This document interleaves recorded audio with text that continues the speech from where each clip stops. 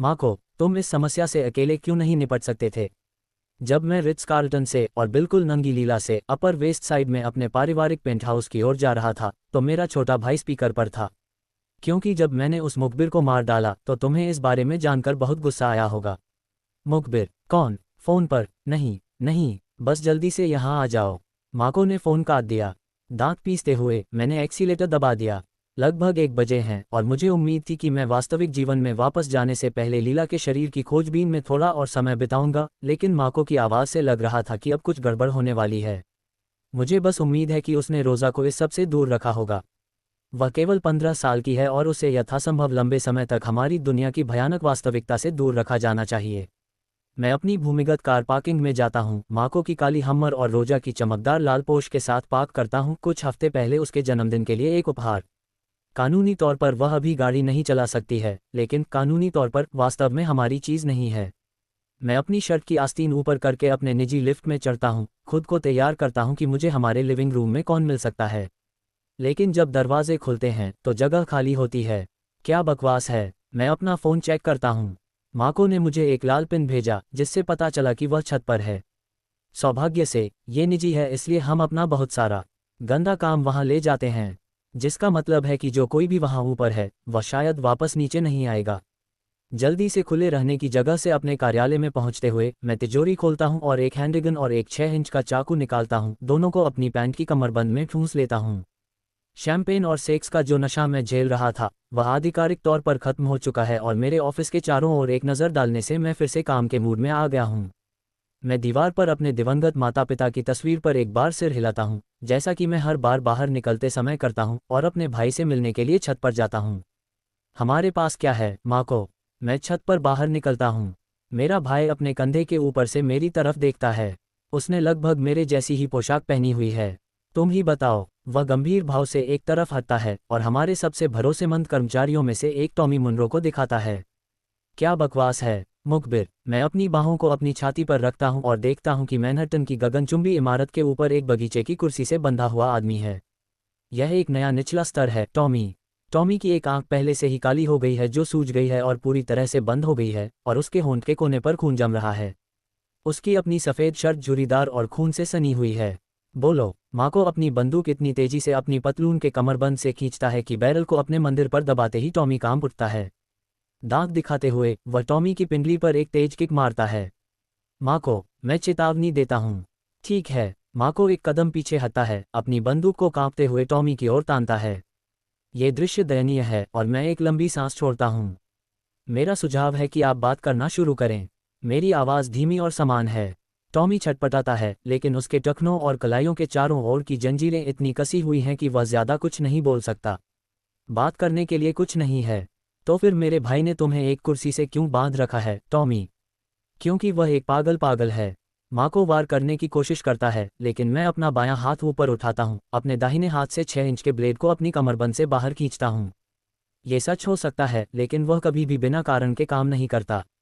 इसलिए मैं तुमसे एक बार फिर पूछूंगा, तुमने ऐसा क्या किया कि तुम्हें एक कुर्सी से बांध दिया गया? टॉमी अपना सिर घुमाता है और खून से लथपथ लार जमीन पर थूकता है। मैं ये दृश्य देखकर अपनी नाक सिकोड़ता हूँ, मेरा धैर्य डगमगाने लगता है। मैंने उसे कभी कुछ नहीं बताया। वह मेरी तरफ घूरता है। वह कौन है? टॉमी माको की तरफ देखता है, जो सिर हिलाता है। Lorenzo Rossi. टॉमी के गले पर चाकू चलाने की इच्छा से लड़ते हुए मेरे दिमाग में लाल धुंध छा जाती है। तुम लोरेंजो से बात कर रहे हो? सिर्फ बात नहीं कर रहा, वह उसे हमारे ड्रग शिपमेंट के बारे में वर्गीकृत जानकारी दे रहा है। पिछले हफ्ते मैक्सिको से हमारे उन शिपमेंट को खोने का कारण वही है। मैं गहरी सांस लेता हूँ, अपने अंगूठे से तेज ब्लेड को सहलाता हूँ। मैं लीला से झूठ नहीं बोल रहा था जब मैंने उससे कहा कि मैं कई कामों में लगा हुआ हूँ, लेकिन हमारा ज़्यादातर पैसा ड्रग्स से आता है। इसलिए जब कोई शिपमेंट खो जाता है, या यूँ कहें कि चोरी हो जाता है, तो मैं इसे हल्के में नहीं लेता। तुमने मुझे $2 मिलियन का नुकसान पहुंचाया, टॉमी। मैंने कभी कुछ नहीं कहा, आंद्रे। मैं कसम खाता हूँ। मैं उसकी ओर एक और कदम बढ़ाता हूँ। माको द्वारा अपनी बंदूक की सेफ्टी क्लिक करने की आवाज़ हमारे आसपास की ठंडी हवा में भर जाती है, लेकिन मैं उसके सामने अपना सिर हिलाता हूँ। अब तुम्हें क्या लगता है कि तुम मुझे कैसे पैसे लौटा सकते हो? मेरे पास पैसे हैं। तो तुमने ये किया। टॉमी अपनी गलती का एहसास करते हुए झिझकता है। तुम इस छत से जिंदा नहीं निकलोगे, टॉमी, इसलिए तुम मुझे वह सब बता दो जो तुम जानते हो। कंक्रीट पर खून बहने से पहले कम से कम खुद को छुड़ाने की कोशिश करो। टॉमी की आंखें चौड़ी हो जाती हैं, या मुझे कहना चाहिए कि आंखें, जैसे ही वह अपना सिर हिलाना शुरू करता है। उसने मेरे परिवार को धमकाया। उसकी आवाज़ कांपती है। मेरे बच्चे। और मेरे पास कोई विकल्प नहीं था। तुम मेरे पास आ सकते थे। माको के पास। हम इससे निपट लेते। तुम्हें लगता है कि तुम हमारे लिए काम करने वाले पहले व्यक्ति हो जिनके परिवारों को रॉसेस ने धमकाया है।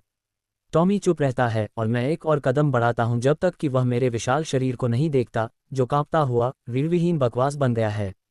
हम कुछ मज़ा करने जा रहे हैं, तुम और मैं टॉमी के जबड़े पर अपनी तलवार घुमाने के लिए आगे बढ़ता हूं।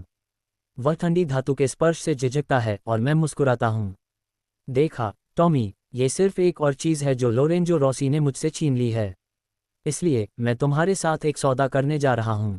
यदि आप अपने परिवार की सुरक्षा सुनिश्चित करना चाहते हैं, क्योंकि मैं आपको आश्वासन देता हूं कि लोरेंजो रॉसी आपके परिवार को वैसे भी मार डालेगा, तो मेरा सुझाव है कि आप मुझे बदले में कुछ देना शुरू करें। कुछ उपयोगी। मैं अपना सिर एक तरफ झुकाता हूं और अपना चाकू उसकी गर्दन के किनारे से नीचे की ओर घुमाता हूं, उसे त्वचा पर दबाता हूं, लेकिन इतना जोर से नहीं कि खून निकल आए। फिर भी मुझे कुछ नहीं पता। गलत जवाब। मैं अपनी कलाई हिलाता हूं और अपना चाकू उसके गाल पर मारता हूं। टॉमी फुफकारता है क्योंकि खून उसकी राख जैसी त्वचा से टपकने लगता है। वह आज रात मर जाएगा, लेकिन तब तक नहीं जब तक मुझे वह नहीं मिल जाता जो मैं चाहता हूं। और मैं जो चाहता हूं वह है लोरेंजो रॉसी को इसका भुगतान करना। उसके पास एक ऐस शिपमेंट आने वाला है। मैं अपना ब्लेड उसकी बांह पर घुमाता हूं। कब T2W वीक। मैं माको को सिर हिलाता हूं जो मेरी तरफ पीट करके अपना फ़ोन निकालता है और कॉल करना शुरू कर देता है। इसे कौन चला रहा है? टॉमी अपनी जंजीरों के खिलाफ जोर लगाता है, एक कमबख्त बच्चे की तरह रोता है, और मेरा धैर्य आखिरकार टूट जाता है। मैं अभी लीला में खुद को खो सकता था। वह साल की सबसे अंधेरी रात में एक बहुत जरूरी रोशनी थी, और मैं उससे और अधिक चाहता था। जब तक मैं उसे पा सकता था तब तक उसका पूरा साथ। आज रात काफ़ी लंबी नहीं थी, लेकिन मेरे पास यही सब था। और इस कमबख्त काय की वजह से मैं एक छत पर फंस गया हूँ। मुझे उसके साथ पूरी रात बिताने का सिर्फ एक ही मौका मिला था, और कमबख्त टॉमी की बदौलत मुझे वह भी नहीं मिला। भाड़ में जाए। मैं अपना चाकू एक तरफ फेंक देता हूँ, अपने हाथों के नीचे उसके मांस को महसूस करने के लिए तरसता हूँ। इसलिए अपनी मुट्ठी बंद करता हूँ और उसे टॉमी के चेहरे पर मारता हूँ, जिससे उसका गाल और मेरी उंगलियां फट जाती हैं। मैं अपनी उंगलियों को मोड़ते हुए कराहता हूँ। मुझे दोबारा पूछना पसंद नहीं है। सर्जियो। टॉमी हकलाता है। वह उपयोगी हो सकता है। मैंने अपना सिर एक तरफ झुकाया। क्यों? लोरेंजो के प्रति उसकी वफादारी डगमगा रही है। उसे सही कीमत पर पक्ष बदलने के लिए राजी किया जा सकता है। दिलचस्प। यही तो ठीक है। मैंने टॉमी पर एक और वार किया, जिससे उसका सिर एक तरफ झुक गया। माँ को झेप गया। उसने फ़ोन रख दिया और अब बेहोश टॉमी की तरफ देखा। आंद्रे, मैं हौंफ रहा हूँ, मेरी उंगलियां चीख रही हैं, लेकिन मेरा सिर थोड़ा साफ है। हाँ, वह वैसे भी बात करता। क्या ये वाकई ज़रूरी था? माको ने अपनी गहरी आंखें मेरी ओर सिकुड़ते हुए कहा। वह व्यक्ति कहता है जिसने उसे कुर्सी से बांधा था। मैं टॉमी की ओर देखता हूँ। उसका शरीर लंगड़ा, दयनीय है। उसने हमें धोखा दिया और मैं इसे हल्के में नहीं लेता। तुम्हें भी नहीं लेना चाहिए। मैं नहीं लेता। माको अपनी चौड़ी छाती पर हाथ रखता है। अच्छा, मैं इसे यहाँ से ले सकता हूँ। नहीं, मैं इसे ख़त्म कर रहा हूँ। मैं जंजीरों को खोलना शुरू करने के लिए टॉमी के टखनों के पास झुक जाता हूँ। आंद्रे, रुको। जब मैं टॉमी की जंजीरें खोलना समाप्त करता हूँ और उसके लंगड़े शरीर को कंक्रीट पर घसीटता हूँ, तो माको चुप रहता है। मैं अपने जूते से उसके चेहरे पर धक्का देता हूँ। तुमने मेरी रात बर्बाद कर दी। मैं टॉमी के पेट पर एक तेज़ लात मारता हूँ। और एक और। अंधेरा छाने लगता है, मेरे कानों में मौत की मीठी मीठी बातें फुसफुसाती हैं। और मैं उनकी बात मान लेता हूँ। जब मैं टॉमी की शर्ट पकड़ता हूँ और उसके पहले से ही घायल चेहरे पर एक और मुक्का मारता हूँ, तो मेरा शरीर अपना नहीं लगता। मेरे हाथ पर खून जम जाता है और मुझे और चाहिए। आंद्रे। माको की आवाज़ ऐसी लगती है जैसे वह पानी के अंदर हो, दूर और दबी हुई। टॉमी का चेहरा लोरेंजो रॉसी के चेहरे में बदल जाता है। मैं उसे मार रहा हूँ और मैं तब तक नहीं रुकूंगा जब तक उसका खून मेरी त्वचा पर नहीं लग जाता। मेरे हाथ उसकी शर्ट के कॉलर को पकड़ते हैं और मैं उसका सिर ज़मीन से उठाता हूँ और फिर उसे कंक्रीट पर पटक देता हूँ। बार बार। खून जमने लगता है, हड्डी टूटने लगती है, मौत करीब है। मैं इसे महसूस कर सकता हूँ, इसका स्वाद ले सकता हूँ। आंद्रे, रुको। हाथ मुझ पर हैं, मुझे दूर खींच रहे हैं। मैं अपने दुश्मन पर हमला करता हूँ। मेरे हाथ मुक्का मारने के लिए तैयार हैं, लेकिन ये दुश्मन नहीं है। यह माको है, और वह पीछे हट जाता है, अपने हाथों को आत्मसमर्पण में ऊपर उठाता है। उसकी आंखें चौड़ी और चिंता से भरी हुई हैं। मैंने क्या किया है? मैं अपने हाथों को देखता हूँ, खून से लथपथ, चोटिल और कांपते हुए। मेरा पूरा शरीर कांप रहा है और मैं एक कदम पीछे हटता हूँ। आंद्रे, माँ को सांस लेता है। क्या तुम ठीक हो? मैं पलक झपकाता हूँ, टॉमी को अपने ही खून के तालाब में बेजान पड़ा हुआ देखकर लगभग सिहर उठता हूँ। उसकी खोपड़ी कुचली हुई है। मैं ठीक हूँ। झूठ। क्या यह आज की वजह से था? मेरी नज़र मेरे भाई पर जाती है और मैं अपने गुस्से को बाहर आने देता हूँ, लेकिन माँ को पीछे नहीं हटा। एक काम करने की ज़रूरत थी माँ को, इसलिए मैंने इसे किया। सिर में एक गोली ही काफ़ी होती, आंद्रे। मैं अपना सिर हिलाता हूँ, अपना फेंका हुआ चाकू उठाता हूँ और जेब में रख लेता हूँ। नहीं, ऐसा नहीं होता। टॉमी को लोरेंजो के पास संदेश के रूप में वापस भेज दो। मैं अपने खून से सने हाथों को अपने बालों में घुमाता हूँ और दरवाजे की ओर बढ़ता हूँ। क्या तुम वापस जा रहे हो? मैं अपने कंधे के ऊपर से अपने भाई की ओर देखने की जहमत नहीं उठाता। मुझे कहीं जाना है। शॉवर में अपने ऊपर से खून धोते हुए मैं इसे अपने पैरों पर जमा होते देखता हूँ और मुझे कोई संतुष्टि नहीं मिलती। मुझे लगता है कि एक मुखबिर को पीट पीट कर मार डालने से मेरे अंदर का गुस्सा कुछ हद तक निकल जाता, खासकर तब जब आज का दिन हो। लेकिन अगर कुछ हुआ तो मैं और भी ज्यादा तनाव में हूँ। टॉमी ने जितने लोगों को मुखबिर बनाया, उनमें से मुझे यकीन है कि लोरेंजो उस समय कैंडी स्टोर में एक बच्चे की तरह था जब उसने हमारी शिपमेंट को रोका था। मैं अपने दांत पीसता हूँ। मुझे कमज़ोर दिखना पसंद नहीं है और ये तथ्य कि मेरा अपना एक व्यक्ति मेरे पास आने के बजाय सीधे मेरे प्रतिद्वंद्वी के पंजे में जा घुसा, मुझे गुस्सा दिलाता है। किसी और दिन मेरे हाथों पर किसी मुखबिर का खून होने से मुझे राहत मिलती, लेकिन इसके बजाय मैं खालीपन महसूस करता हूँ। होटल वापस आकर और लीला को नग्न अवस्था में विशाल बिस्तर पर सोते हुए देखना, उसके निचले हिस्से पर रेशमी चादरें लपेटना, मुझे राहत का एहसास कराता है। ये दीर्घकालिक समस्या का एक आदर्श समाधान नहीं है, लेकिन जब तक वह मेरे पास है तब तक ये काम करेगा। अपना नया सूट उतारने के बाद मैं उसके बगल में बिस्तर पर लेट जाता हूँ, अपनी उंगलियां उसकी जांघों पर तब तक रखता हूँ जब तक कि उसकी आंखें फड़कने न लगें। उसके साथ मेरा समय सीमित है।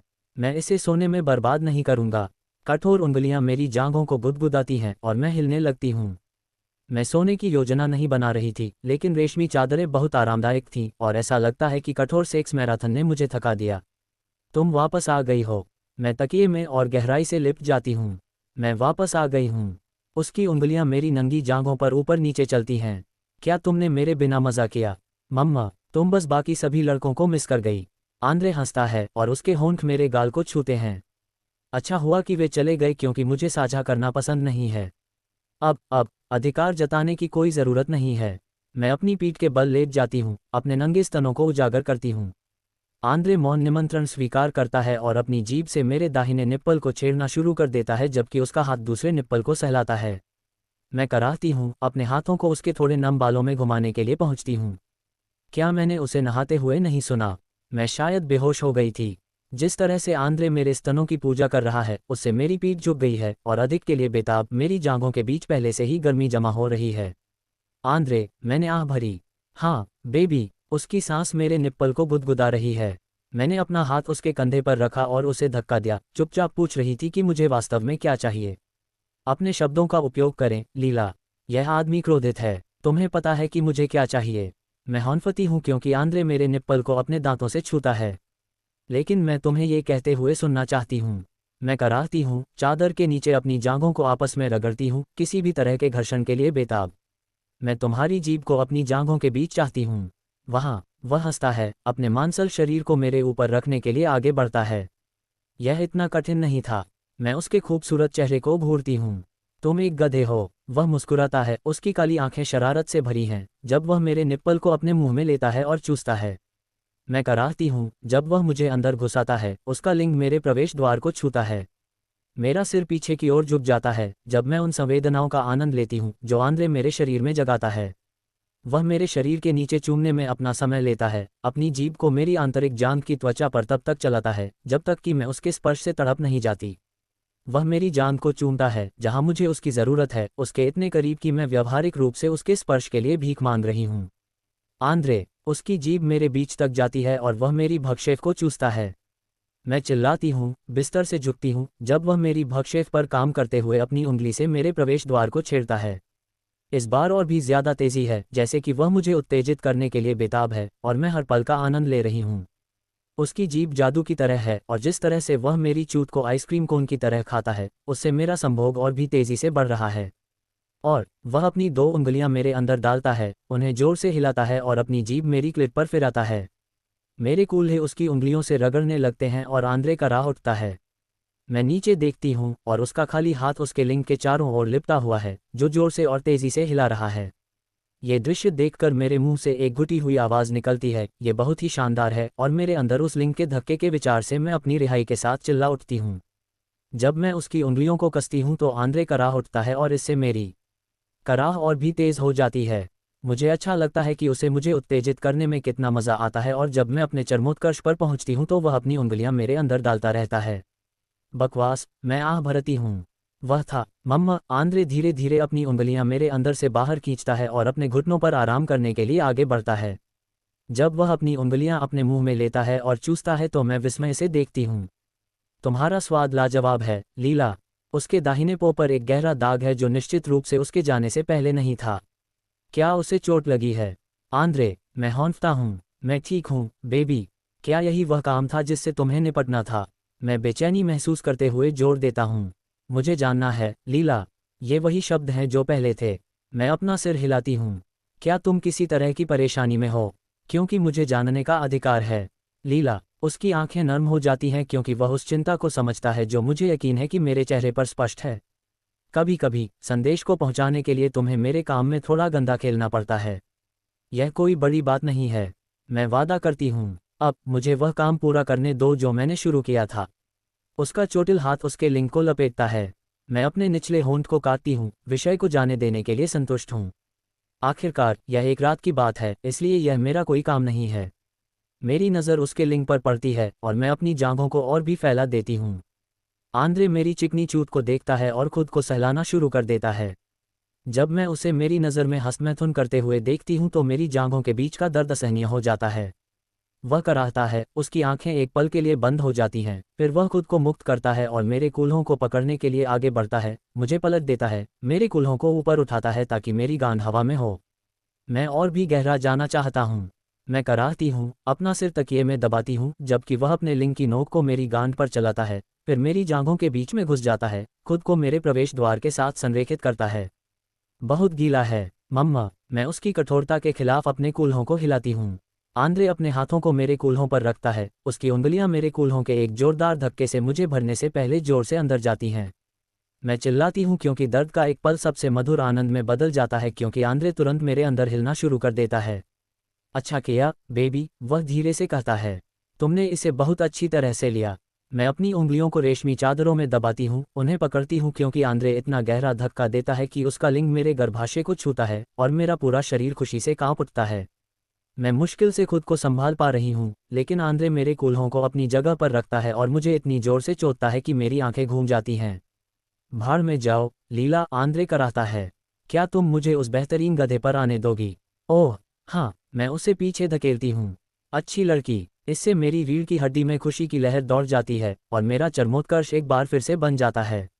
मैं आंद्रे की गति से मेल खाने की कोशिश करती हूँ। जब वह मुझे अंदर धकेलता है तो मैं अपनी गांठ को उसके खिलाफ उछालती हूँ, उसका लिंग मेरी आंतरिक दीवारों को इतनी स्वादिष्ट तरीके से छूता है कि मेरे पैर कांपने लगते हैं। मैं आ रही हूँ, मैं चिल्लाती हूँ। हाँ, बेबी, मेरे साथ आओ। उसकी हरकतें और भी उन्मत्त और जल्दबाजी वाली हो जाती हैं और मुझे पता चल जाता है कि वह करीब है। मैं उसे अपनी त्वचा पर फैलते हुए महसूस करना चाहती हूँ, एक बार फिर से मुझे अपना महसूस करना चाहती हूँ। लीला, वह एक बार फिर मुझ में इतनी जोर से घुसता है कि मैं चिल्लाती हूँ क्योंकि मेरा ऑर्गास्म मुझे छूता है। मैं उसे जकड़ लेती हूँ, उसे भी चरम पर पहुँचाने के लिए उत्सुक। वह बाहर निकलने से पहले 2 बार और जोर लगाता है और मेरी गांड पर अपना वीर्य गिरा देता है। मैं संतुष्ट होकर आह भरती हूँ, एंड्रे की सांसों की आवाज़ सुनती हूँ जब वह समाप्त करता है। मुझे लगता है कि यह मेरे पूरे जीवन का सबसे अच्छा सेक्स था। अपनी तरफ देखो, उसके हाथ मेरे कूल्हों पर चलते हैं। मैं अपने कंधे पर नज़र डालती हूँ और अपनी त्वचा पर उसके छूटने के सबूत देखती हूँ। मैं अपनी पलकों के नीचे एंड्रे को देखने से पहले अपने निचले होंठ को काटती हूँ।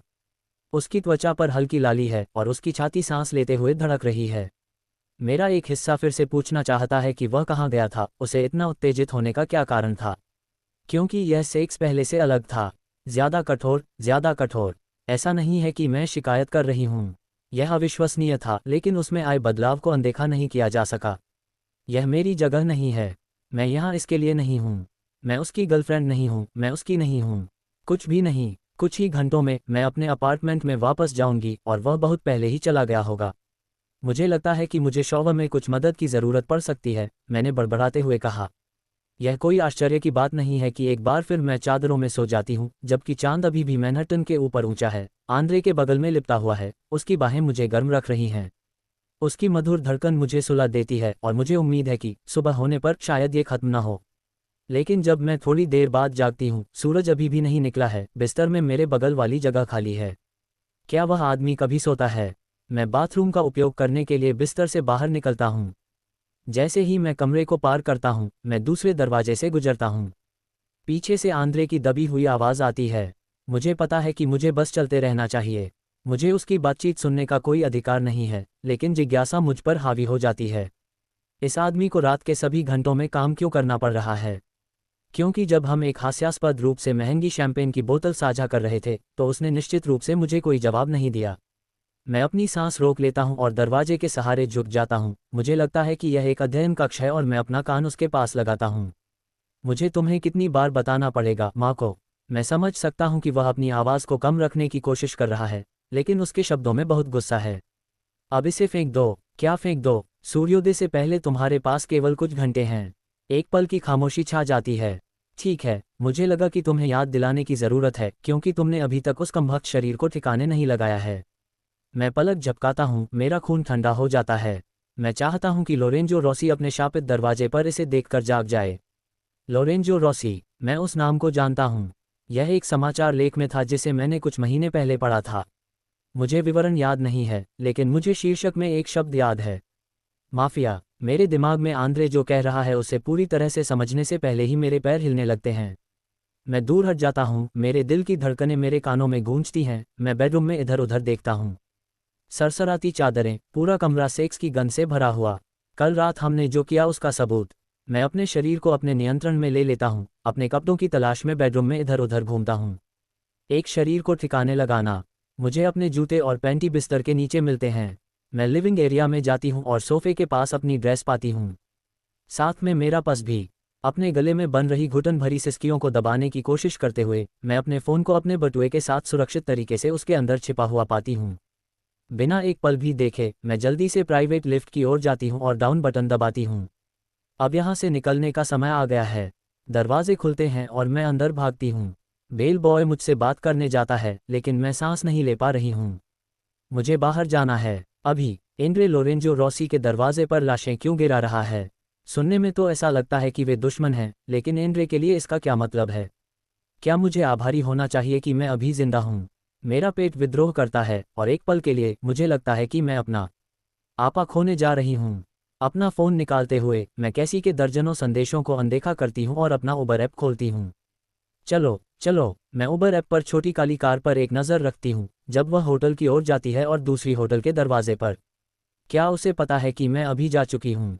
क्या वह मेरे पीछे आएगा? जैसे ही उबर वहां पहुंचती है, मैं कार का दरवाज़ा खोलती हूँ और अंदर घुस जाती हूँ। जब हम काफ़ी दूर हो जाते हैं, तभी मैं खिड़कियों की दीवार की ओर देखती हूँ, जहां मुझे पता है कि आंद्रे शायद खड़ा होगा। यहाँ सब ठीक है, मैं ड्राइवर से कहती हूँ जब वह 15 मिनट बाद मेरी गली में आता है। मुझे इस कमबख्त ड्रेस को बदलने की ज़रूरत है ताकि इस रात को धो सकूँ। लेकिन सबसे पहले मुझे अपना लैपटॉप और बढ़िया इंटरनेट चाहिए। जैसे ही मैं घर पहुंचती हूँ, मैं दरवाजे के सामने लेट जाती हूँ। जब मेरे पैर फिर से मुझे संभाल पाते हैं, तो मैं खिड़की के सामने छोटी सी डेस्क पर अपने लैपटॉप के पास जाती हूँ। मैं अपने जूते और पर्स बिस्तर पर फेंकती हूँ और बैठ जाती हूँ। पासवर्ड टाइप करते समय मेरी उंगलियां कांप रही होती हैं। मैं इसे दरवाजे पर ही छोड़ सकता हूँ, सचमुच। आंद्रे को नहीं पता कि मैं कहाँ रहता हूँ और मैं हमारी साथ बिताई रात की याद को बस यही रहने दे सकता हूँ। एक याद, लेकिन इससे पहले कि मैं खुद को इससे बाहर निकाल पाऊँ, मेरी उंगलियां गूगल में टाइप कर रही हैं, आंद्रे डी लुका और लोरेंजो रॉसी। पेज लोड होते ही मैं अपनी सांस रोक लेता हूँ। आंद्रे के खूबसूरत चेहरे की एक छवि तुरंत सामने आती है। मैं छवि पर क्लिक करते समय उसकी गहरी आंखों, मजबूत जबड़े, परफेक्ट बालों को नज़रअंदाज करने की कोशिश करता हूँ और उसके नीचे दिए गए विवरण को देखता हूँ। शब्दों को पढ़ते ही मेरा दिल बर्फ बन जाता है। लानत है, मेरा पेट डूब रहा है। मैंने अभी अभी डी लुका माफिया के डॉन के साथ सोया है। जब मैं माको से फ़ोन पर बात कर रहा था, तो लिफ्ट की घंटी बजी और मैंने मन ही मन कोसा। क्या है? माको ने पूछा। कुछ नहीं, मैंने बड़बड़ाते हुए कहा। बस ये सब ठीक कर लो और मुख्य घर वापस चले जाओ। मैं चाहता हूं कि हम सब आज रात शहर से बाहर चले जाएं। रोसा पहले से ही वहां है। मैंने उसे एहतियात के तौर पर उसी समय भेज दिया था जब मुझे टॉमी के बारे में पता चला था। मैंने सांस छोड़ी। कम से कम मेरी छोटी बहन तो सुरक्षित है। लगता है तुम्हारे पास दिमाग तो है, छोटे भाई। मैंने फ़ोन रख दिया। मैंने मास्टर बेडरूम से जुड़े स्टडी का दरवाज़ा खोला और जब उसे खाली पाया तो कोसा। मैं लिविंग रूम में गया, सोफे पर नज़र डाली जहां लीला की ड्रेस थी, लेकिन वह गायब थी। वह चली गई, और इसका सिर्फ एक ही मतलब हो सकता है। भाड़ में जाओ। मैं अपने हाथों को मुट्ठी में बांध लेता हूँ। वो अभी भी चोटिल हैं, लेकिन यह मुझे दीवार में मुट्ठी घुसाने से नहीं रोकता। अपनी जेब से फ़ोन निकालकर मैं होटल के एक वैलेट एलेक्स को फ़ोन करता हूँ, जो मेरे पेरोल पर भी है। एक रिंग के बाद एलेक्स पूछता है, मैं आपके लिए क्या कर सकता हूँ, बॉस? ऐसा लगता है कि जब मेरे आदमियों को पता चलता है कि मैं फ़ोन कर रहा हूँ, तो वे जवाब देने में संकोच नहीं करते। अच्छा, क्या तुम्हें कहीं कोई लड़की काली ड्रेस में दिख रही है? एलेक्स एक पल के लिए चुप हो जाता है। जब मैं फ़ोन को अपने कान से लगाता हूँ, तो कार के हॉर्न और नशे में धुत कैट कॉल लाइन में से धीरे धीरे आती हैं।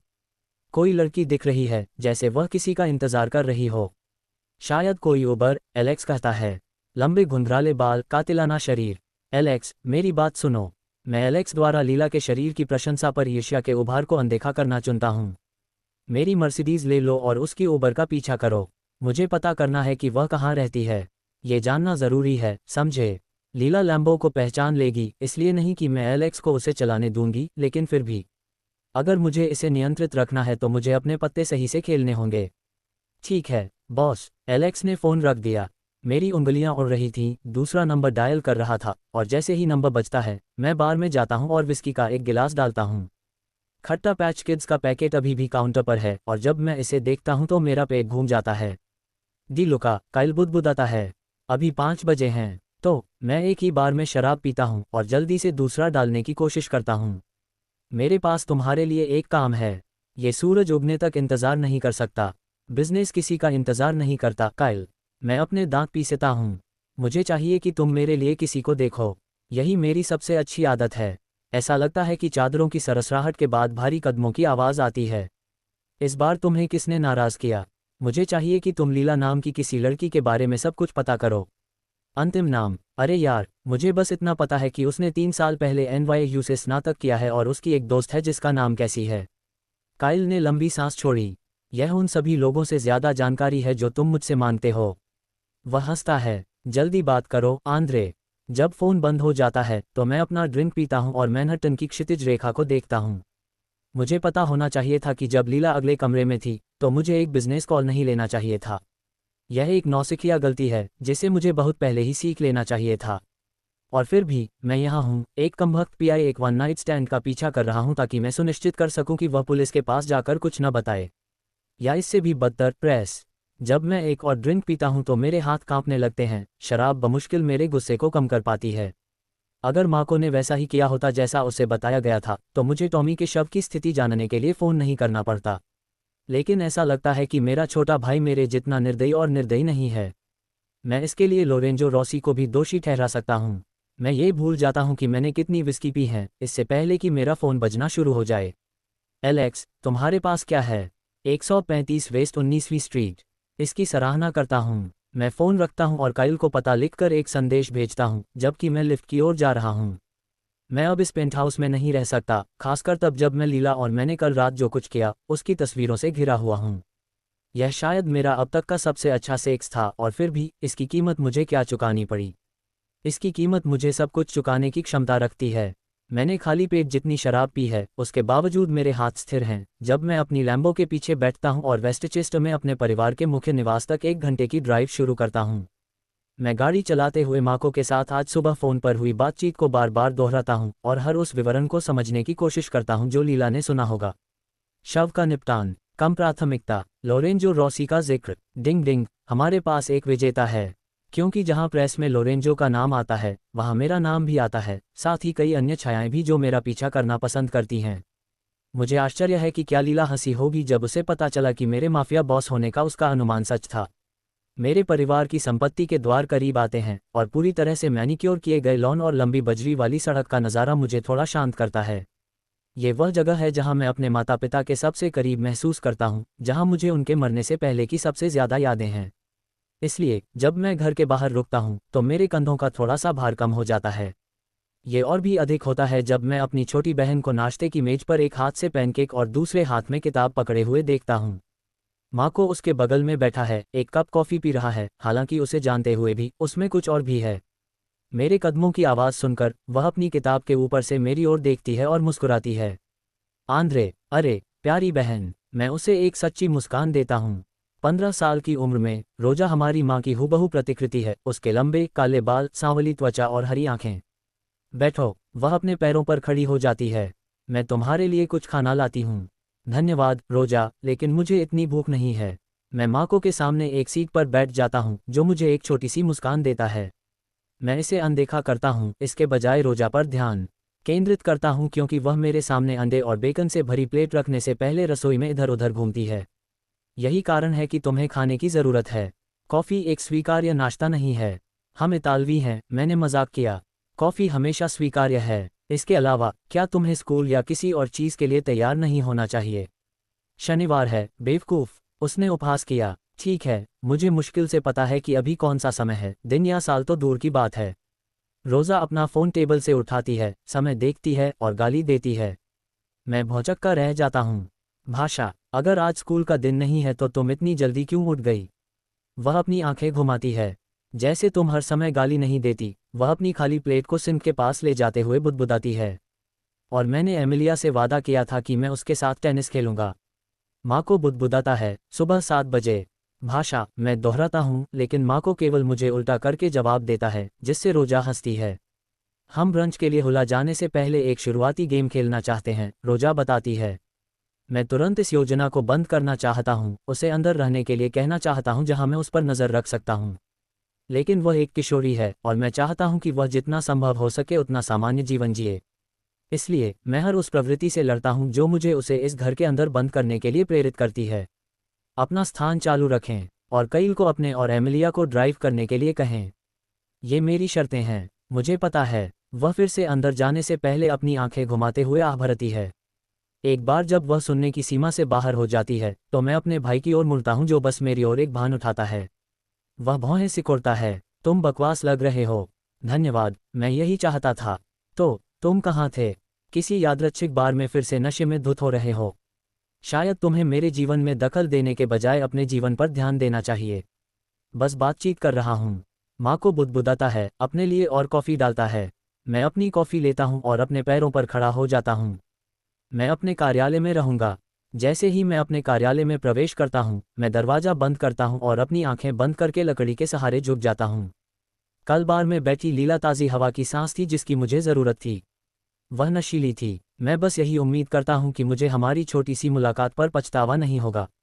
मुझे काइल के मेरे पास वापस आने का इंतज़ार करना होगा ताकि वह मेरी रहस्यमयी महिला के बारे में सारी जानकारी लेकर आ सके। तब तक मेरे पास खुद को व्यस्त रखने के लिए बहुत कुछ है। अपनी बड़ी महोगनी डेस्क के पीछे बैठकर मैं अपना आईमैक चालू करता हूं और अपने ईमेल खोलता हूं। मैं सभी अनपढ़ आइकन, शराब और नींद की कमी को देखकर करा उठता हूं। लेकिन फिर मुझे याद आता है कि मैं इतना थका हुआ क्यों हूं और लीला के नग्न तड़पते शरीर की छवियां मेरी आंखों के पीछे चमकती हैं। मैं एक बार फिर करा उठता हूं। लेकिन इस बार एक बहुत ही अलग कारण से। मैं किसी भी तरह से प्लेबॉय नहीं हूं, लेकिन मैं कभी कभार वन नाइट स्टैंड करता हूं। आमतौर पर मैं लड़की को बेसुध करके चोदता हूं और उसे उसके रास्ते पर भेज देता हूं। लेकिन लीला, अरे नहीं, 3 राउंड भी मेरे लिए वहां से जाने के लिए पर्याप्त नहीं थे। मुझे और चाहिए था। मुझे अपनी जीभ से उसकी नाजुक त्वचा के हर इंच को छूने की ज़रूरत थी ताकि जब वह याद आए तो उसकी कराहे की आवाज़ें सुनाई दें। इसलिए किसी भी अन्य समय के विपरीत कल रात मैंने लीला को अपने होटल के कमरे में रहने दिया जबकि मैं टॉमी की देखभाल करने गया था। और यह मुझे पीछे से काटने के लिए आया है। मैं अपने दिमाग से नहीं बल्कि अपने लिंक से सोच रहा था, और अगर लीला प्रेस को कुछ भी बताने का फैसला करती है तो मेरा परिवार लाइन पर है। मेरे फ़ोन की घंटी बजने से मेरा ध्यान भंग होता है और मैं स्क्रीन पर नज़र डालता हूँ। काइल, तुमने मेरे लिए क्या लाया है? बस एक ईमेल में सब कुछ भेज दिया, वह समझाता है। अगर तुमने उसे खोजने के लिए इतनी परेशानी उठाई है तो वह बिस्तर में वाकई बहुत अच्छी होगी क्योंकि वह एक साफ सुथरी बॉस की तरह है। उसके बारे में कुछ भी दिलचस्प नहीं है। तुम्हें पता नहीं है कि तुम कितने गलत हो। काइल हंसता है और फ़ोन रख देता है। मैं ईमेल खोलता हूं और माउस पर अपनी उंगलियां टैप करते हुए लीला मोरानो नामक फ़ाइल डाउनलोड करता हूं। मैं क्या ढूंढने जा रहा हूं, लीला? तुरंत लीला की कॉलेज ग्रेजुएशन की एक तस्वीर सामने आती है जो एक अखबार की कतरन से ली गई है। ऐसा लगता है कि वह अपनी कक्षा की विदाई भाषण देने वाली छात्रा थी। प्रभावशाली। मैं तस्वीर पर जूम इन करता हूँ। जब वह कैमरे में देखती है तो उसकी नीली आंखें चमक रही होती हैं, उसके लंबे भूरे बाल उसके ग्रेजुएशन कैप के नीचे एक कंधे पर बंधे होते हैं।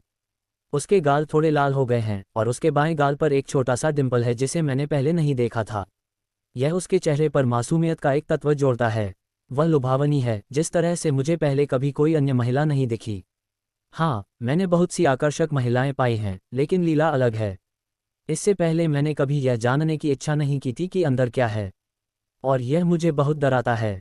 काइल ने परतों की एक सूची बनाई है। घर, काम, आंटी का घर, सबसे अच्छे दोस्त का अपार्टमेंट। सभी उपयोगी हैं, लेकिन वह नहीं जो मैं ढूंढ रहा हूँ। अंत में सबसे नीचे एक फ़ोन नंबर है। अभी मेरी प्राथमिकता लोरेंजो रॉसी होनी चाहिए, लेकिन यह मुझे लीला का नंबर अपने फ़ोन में प्रोग्राम करने से रोकने के लिए पर्याप्त नहीं है।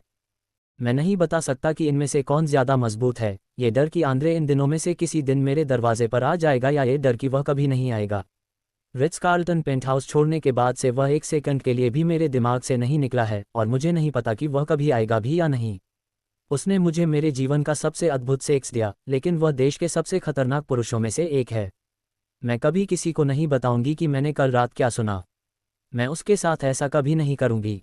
उसमें कुछ ऐसा है जो मुझे उसकी रक्षा करने के लिए मजबूर करता है, मानो उसे मुझसे इसकी ज़रूरत है। मैं भाग्यशाली हूं कि मैं जिंदा बच गई, लेकिन पिछले कुछ घंटों में कुछ पलों के लिए मैंने सोचा कि क्या मैं उसके साथ एक और अद्भुत रात के लिए स्वेच्छा से खुद को बलिदान नहीं करूंगी। मैं बहुत कमज़ोर और दयनीय हूं। हम आंद्रे डी लुका के बारे में बात कर रहे हैं। माफिया बॉस, और हेलो, कैसी हंसती है, मेरे चेहरे के सामने हाथ हिलाती है। मैं पलक झपकाता हूँ। मैं फिर से यही कर रहा था, है ना? मैं अपने चेहरे पर हाथ फेरता हूँ। कैसी मुस्कुराती हुई सिर हिलाती है। क्या तुम समूह के साथ कुछ साझा करना चाहती हो? उसकी तर्जनी हमारे बीच झूलती है। मैं अपनी आंखें घुमाता हूँ और अपने बहुत महंगे एवोकेडो टोस्ट को खाकर विषय से बचता हूँ। इसे नकारने की कोशिश करने का कोई मतलब नहीं है, लीला। तुम उस आदमी के साथ वापस चली गई तो तुमने स्पष्ट रूप से जुदाई की, है ना?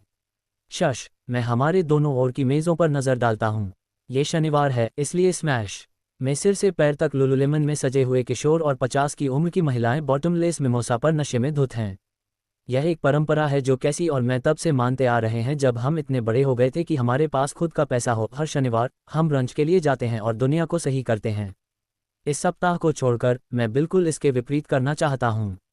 ओह चलो, लीला कैसी कराहती है, अपनी कुर्सी पर पीछे झुकती है और अपनी बाहों को अपनी छाती पर मोड़ती है।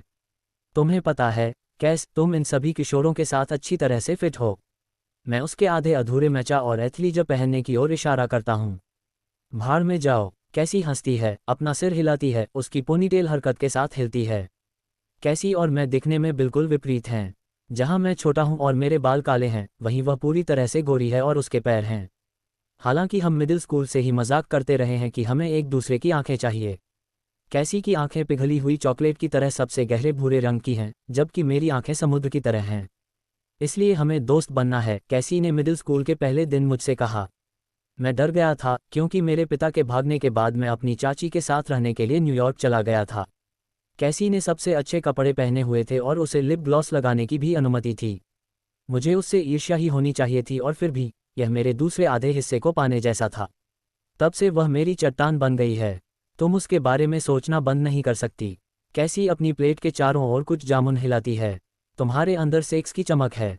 सबसे पहले, उई, मैं हंसता हूँ, और मुझे उसके बारे में सोचने की अनुमति है, लेकिन केवल आज के लिए। क्यों? क्योंकि यह एक बार की बात थी, इसलिए मुझे इसे जाने देना होगा। मेरे पास 24 घंटे हो सकते हैं, लेकिन फिर वह मेरे लिए मर चुका है। आउच। कैसी ने नकली विंस किया। अगर यह इतना अच्छा था तो फिर से बाहर क्यों नहीं जाती?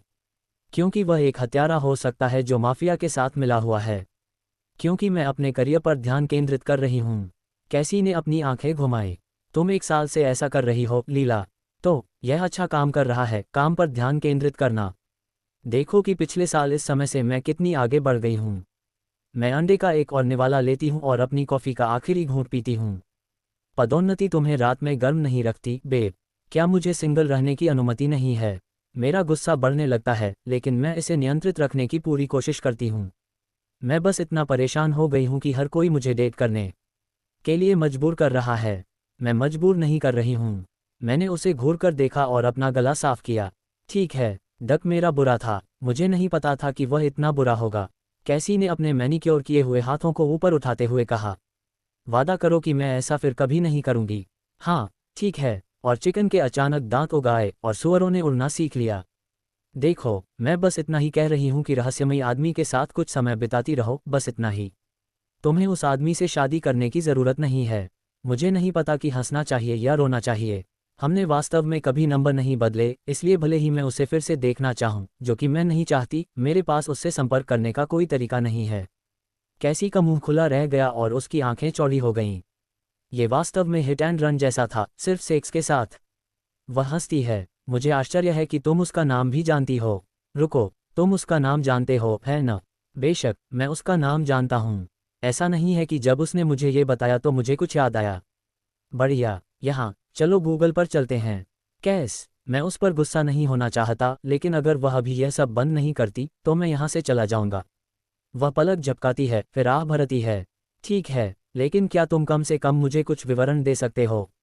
मुझे फिर से बताओ कि उसने डक को कैसे किनारे फेंक दिया। मैं आंद्रे द्वारा डक को उसकी शर्ट के कॉलर से बार से बाहर घसीटने की याद को याद करके मुस्कुराए बिना नहीं रह सकता। जिस तरह से उसने मुझे एक नज़र देखा और वहीं तय कर लिया कि वह मुझे चाहता है, उससे मेरा खून खौल उठा। ये कुछ ऐसा था जो सैम के पास कभी नहीं था, हिम्मत। वह, जैसा कि कैसी उसे पुकारना पसंद करती थी, एक गीला कंबल था जो बस आराम से बैठकर जीवन को अपने पास से गुजरने देने में संतुष्ट था, जो कि मैं जो हूं और जो मैं एक आदमी में देखती हूं, उसके विपरीत है। वह रिट्स कार्ल्टन के पेंटहाउस में रह रहा था। क्या, हमारे बगल की मेज पर बैठे किशोर हमारी ओर घूरते हैं और मैं उनसे माफ़ी मांगती हूँ, जबकि कैसी अपने हाथों से ताली बजाना शुरू कर देती है। हे भगवान, लीला, तुम एक शुगर डैडी के साथ सोई थी। कैसी, मैं टेबल के नीचे गायब हो जाना चाहता हूँ। बेहतर है, किसी पत्थर के नीचे जाकर मर जाऊं। मैंने ऐसा क्यों कहा? अशिष्ट मत बनो, उसके पास कुछ पैसे हैं। कैसी की आंखों में चमक है और वह मेरी तरफ अपनी भौहें हिलाती है। अच्छा किया, लीला। मैं अपना सिर हिलाता हूँ, अपने लिए थोड़ा और पानी डालता हूँ और कैसी को शांत होने का समय और मौका देने के लिए एक लंबा घूंट पीता हूँ। उसने हमारे लिए कुछ बढ़िया शैंपेन खरीदी और हमने थोड़ी बातचीत की। और फिर तुमने जूते खटखटाए, है ना? जूते खटखटाए। गंदे, क्षैतिज टेंगो, युगों का नृत्य, मज़ेदार व्यवसाय, दोपहर की मस्ती के लिए गए, नीचे उतरे। मैं जोर से हंसा। ठीक है, मुझे विचार समझ में आ गया। अच्छा, क्या तुमने? अच्छा, हाँ, कितनी बार? ओह, घुटनों के बल पर एंड्रे की झलक, मेरी ओर देखते हुए, जब उसकी जीभ मेरी चूत को टटोल रही थी, मेरे गालों को गर्म कर रही थी। मेरी जांघों के बीच अभी भी एक हल्का दर्द है, जहाँ से उसने मुझे हर कोण से लिया, मुझे इतनी जोर से चौदा कि मैं खुद ही चिल्ला उठी। मुझे आश्चर्य है कि कैसी ने मेरी आवाज़ में कर्कशता का उल्लेख नहीं किया है, लेकिन अगर वह करती है, तो मैं इसे बार के तेज़ होने के कारण मानूंगी। वह अपनी सीट पर लगभग कंपन कर रही थी। ओह माय गॉड, सच में? तुम्हें इसके बारे में सोचना होगा। क्या यह इतने सारे थे कि तुम्हें गणित करना पड़ा? मेरे गाल जल रहे थे। शायद 4 या 5 बार। मेरा एक हिस्सा एंड्रे की यादों को हमेशा के लिए अपने अंदर दफन कर लेना चाहता है, हमारे साथ बिताए समय के हर विवरण को अलग अलग करके देखना चाहता है। जिस तरह से उसने धीरे धीरे खुद को मेरे अंदर धकेलते हुए मेरा नाम लिया। कैसे उसने मेरी गर्दन, मेरे निप्पल, मेरी आंतरिक जांघों की कोमल त्वचा को चाटा। ये जादुई था और मैंने कभी नहीं सोचा था कि मैं उस आदमी से इतना प्यार महसूस करूंगी जिससे मैं सचमुच अभी अभी मिली हूँ। एंड्रे शायद हर लड़की को ऐसा महसूस कराता है, यह उसके आकर्षण का हिस्सा है। कैसे वह आपको फैंसी शैंपेन खरीदकर और पेंटहाउस स्वीट में विशाल बिस्तर पर आराम करने देकर अपने साथ घर ले आता है। और फिर भी मेरा एक हिस्सा सोचता है कि पिछली रात उसके लिए अपवाद थी। 5 बार। तुम अभी कैसे चल रही हो? कैसी ने अपने नाश्ते का आखिरी निवाला खत्म करते हुए हंसते हुए कहा। ईमानदारी से, मुझे कोई अंदाजा नहीं है। ठीक है, मुझे खुशी है कि तुम्हें कुछ मिला, लिल्स। और अगर तुम इस रहस्यमय आदमी को खोजने की कोशिश करने के बारे में अपना मन बदल लेती हो, तो ये पता लगाने के लिए कि यह आदमी कौन है, रिट्स कार्ल्टन के कंसीयज को केवल एक फ़ोन कॉल करना होगा। नहीं, कैस, मैं चाहती हूँ कि तुम मुझसे वादा करो कि जब तक मैं ऐसा न कहूँ, तुम इस बारे में कुछ नहीं कहोगी। ज़रूर, जो भी हो। कैसी ने कंधे उचका दिए। वादा करो। मुझे पता है कि वह मेरी आंखों में घबराहट देख सकती है, लेकिन मैं चाहता हूँ कि वह आंद्रे की तलाश में न जाए। मैं कैसी की हर कीमत पर रक्षा करना चाहता हूँ और उसे आंद्रे डी लुका से दूर रखना चाहता हूँ। आखिरकार, मुझे पता है कि वह खतरनाक है और कुछ बुरे लोगों के साथ जुड़ा हुआ है, लेकिन मैं यह नहीं जानना चाहता कि अगर उसे पता चला कि मैंने कल रात उसकी बातचीत सुन ली है तो वह क्या करेगा। मैं वादा करता हूँ, वह कहती है। मैं बस यही उम्मीद करता हूँ कि यह पर्याप्त हो। कैसी मेरी चाची को छोड़कर मेरा एकमात्र परिवार है और मैं उसके साथ कुछ भी होने का जोखिम नहीं उठाना चाहता, चाहे मैं आंद्रे को फिर से कितना भी देखना चाहूँ। इस बार मेरे दिमाग को मेरे दिल पर जीत हासिल करनी होगी।